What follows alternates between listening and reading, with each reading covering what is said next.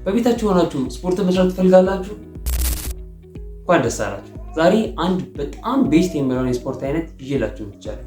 በቤታችሁ ሆናችሁ ልትሰሩት የሚችለው ውፍረት ለመቀነስም ሊሆን ይችላል፣ የሰውነት ቅርጽ ለማስተካከል ብቻ ኤኒቲንግ ሊጠቅማችሁ የሚችለውን የስፖርት አይነት ይዤላችሁ መጥቻለሁ። ሰላም ጤና ይስጥልኝ፣ እንደምን አላችሁ? ይህ ድንቅ ዓለም በብሩክ የተሰኘው ቻናላችን ነው። ዛሬ ደግሞ ካሊስቴኒክስ ስለተባለው የስፖርት አይነት እና በቤታችሁ ሆናችሁ ልትሰሩት ስለምትችሉ ቀለል ያለ የስፖርት አይነት እንነጋገራለን። ይህንን ቪዲዮ በአጠቃላይ በ5 ቻፕተሮች ከፍዬላችኋለሁ። ተከታተሉ። አንደኛ፣ ካሊስቴኒክ ምንድን ነው? ካሊስቴኒክስ ማለት የስፖርት እንቅስቃሴ አካል ሲሆን ያለምንም ብረት ወይም ደግሞ አጋዥ ቁሳ አካላቶች ውጪ የምትሰሩት የስፖርት አይነት። ይህንን የስፖርት አይነት የምትሰሩት የራሳችሁን የሰውነት አካል ክብደታችሁን ብቻ በመጠቀም ነው የምትሰሩት። ካሊስቴኒክስ በአይነቱ ለየት ያለ የስፖርት አይነት ነው። ካሊስቴኒክስ በዋናነት ፎከስ የሚያደርገው ስትሬንግዝ፣ ባላንስ፣ ፍሌክሲቢሊቲ እና ኮኦርዲኔሽን ላይ ነው። የትም ሆናችሁ ትሰሩታላችሁ። አዎ የትም ትሰሩታላችሁ። ጂም ሊሆን ይችላል፣ ቤታችሁ ሊሆን ይችላል፣ ፓርክ ውስጥ ሊሆን ይችላል። ብቻ ያገኛችሁ ቦታ መስራት የምትችሉት የስፖርት አይነት በጣም ቀላል ነው ማለት ነው። ሁለተኛ ቻፕተራችን ደግሞ ሜይን ታይፕስ ኦፍ ካሊስቴኒክስ። እስካሁን ድረስ ባለው በአጠቃላይ 5 አይነት ወይም ደግሞ 5 ወሳኝ የምንላቸው የካሊስቴኒክስ አይነቶች አሉ። እነሱም የተለያየ የሆነ ግብና የተለያየ የሆነ ለሰውነታችን የሚጠቅም አገልግሎት አላቸው። ሶስተኛው ዴፊኒሽን ኦፍ ኢች ታይፕ። ከላይ ያስቀመጥኩላችሁን ወይም ደግሞ እዚህ ጋር ያስቀመጥኩላችሁ የካሊስቴኒክስ አይነቶችን አሁን ባለው ወይም በሶስተኛው ቻፕተራችን ላይ በደንብ ዘርዘር አድርገን እንመለከታቸዋለን። ሌትስ ጎ። አንደኛው ቤዚክ ካሊስቴኒክስ ነው። ቤዚክ ካሊስቴኒክስ የምንለው እጅግ በጣም ጠቃሚና ለጀማሪዎች የሚመከር የካሊስቴኒክስ አይነት ነው። ይህኛው በጣም ቀላል የሚያደርገው ልክ እንደነ ፑሽ አፕ፣ ፑል አፕ፣ ዲግ አፕ አይነት የስፖርት አይነቶችን የሚያጠቃልል የካሊስቴኒክስ አይነት። በዋናነት ትኩረት የሚያደርገው ደግሞ ስትሬንግዝ እና ኢንዱራንስ ላይ ነው። የቤዚክ ካሊስቴኒክስን ኤግዛምፕል ስጠቅስላችሁ አንደኛው ፑሽ አፕ ነው፣ ሁለተኛው ዲግ አፕ፣ ሶስተኛው ስኳት ነው፣ አራተኛ ለንግስ ነው፣ አምስተኛው ደግሞ ፕላንክ ነው። እነዚህ ለምሳሌ ያስቀመጥኩላችሁ የቤዚክ ካሊስቴኒክ አይነቶች ናቸው።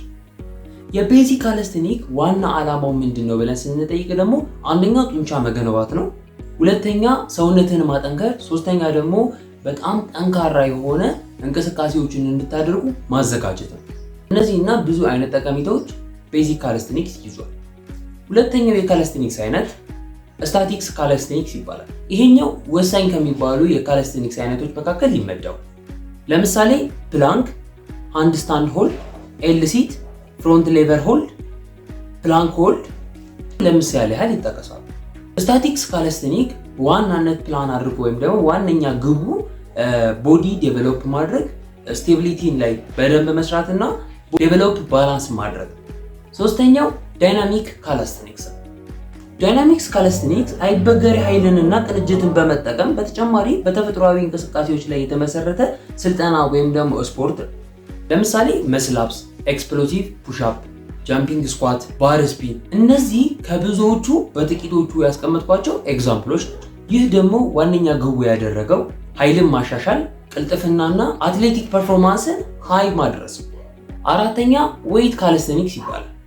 ዌይት ካሊስቴኒክስ አብዛኞቹ በጂሞች ላይ ሲከናወኑ የምናውቃቸው አይነት የካሊስቴኒክስ አይነቶች ናቸው። ይህም ማለት ምን ማለት መሰላችሁ?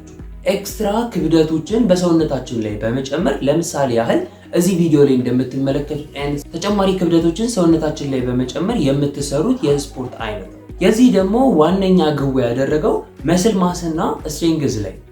አምስተኛውና ሜይን ታይፕስ የሚባሉት የመጨረሻ የሆነው ፍሪስታይል ካሊስቴኒክስ ወይም ደግሞ ስትሪት ወርክአውት የሚባለው። ይህ የካሊስቴኒክስ አይነት ሰውነትን በጣም የሚገነባና ጥሩ የሚባል ቅልጥፍና የሚሰጥ የካሊስቴኒክስ አይነት። ለምሳሌ ፍሮንት ፍሊፕ፣ ፍላግ ትራንዚሽን፣ ባክ ፍሊፕ ከብዙዎቹ ለምሳሌ ያህል ይጠቀሳሉ። ይሄ ደግሞ ዋነኛ ጥቅሙ ስኪልን ለማሳደግ፣ ታክቲክ ትሪኮችን ለማሳየት እና ደግሞ በተጨማሪ ደግሞ ለውድድር ጊዜ ላይ ለቅልጥፍና በጣም ትልቅ አስተዋጽኦ አለው። በዓለማችን ላይ በጣም ትልቅ ተጽዕኖ የፈጠሩ 2 የካሊስቴኒክስ አይነቶች አሉ። ይሄኛው እንደ 4ኛ ምዕራፋችን አድርገን ይዘን እንነጋገራለን። እስካሁን ድረስ በዓለማችን ላይ 2 ወሳኝ የሆኑ የካሊስቴኒክ ፎርሞች አሉ። አንደኛው ስትሪት ወርክአውት ወይም ደግሞ ቅድም እንዳልኩት ፍሪስታይል ካሊስቴኒክስ የሚባለው ሲሆን ሁለተኛው ደግሞ ስታቲክ ካሊስቴኒክስ ነው።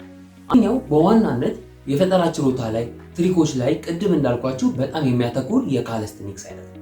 ይህም ደግሞ በተለያዩ ስትሬቶች ላይ ፕሮግራም ተዘጋጅቶ ኢቨንቶች ተዘጋጅተው ትልልቅ ውድድሮች ለምሳሌ ያህል እንኳን WSWCF የሚባል ወይም ደግሞ ወርልድ ስትሪት ወርክአውት ቻምፒዮንሺፕ የሚባል በአይነቱ ለየት ያለ ስትሪት ወርክአውት የሆነ የውድድር አይነት አለ። ይሄኛው ዳኝነት የሚሰጥበት እንደ አሰራር ዘዴው፣ ፍጥነቱ እና ደግሞ የስፖርቱን ክብደት አማካኝ ተደርጎ የሚሰጥበት ዳኝነት አለው።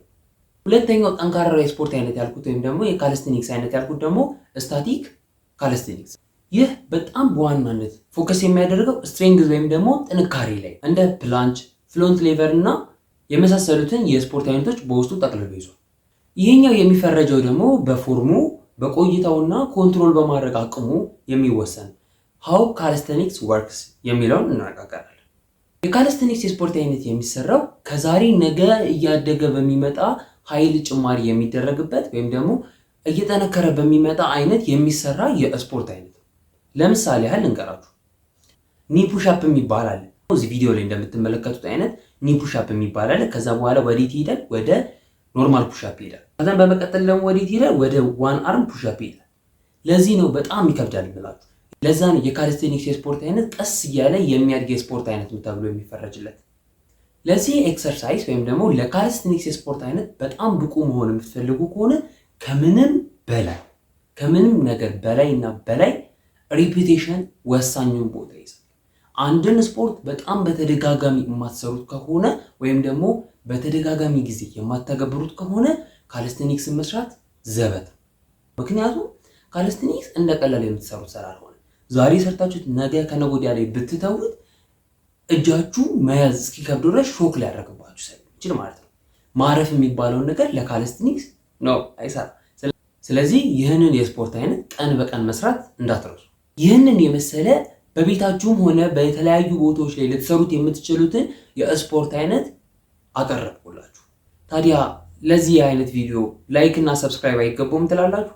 እዚህ ድረስ ቪዲዮን ከተከታተላችሁ አይቀር በድጋሚ ላይክ፣ ሼር፣ ሰብስክራይብ እያደረጋችሁ ቤተሰብ እንድትሆኑ በአክብሮት ጠይቃለሁ።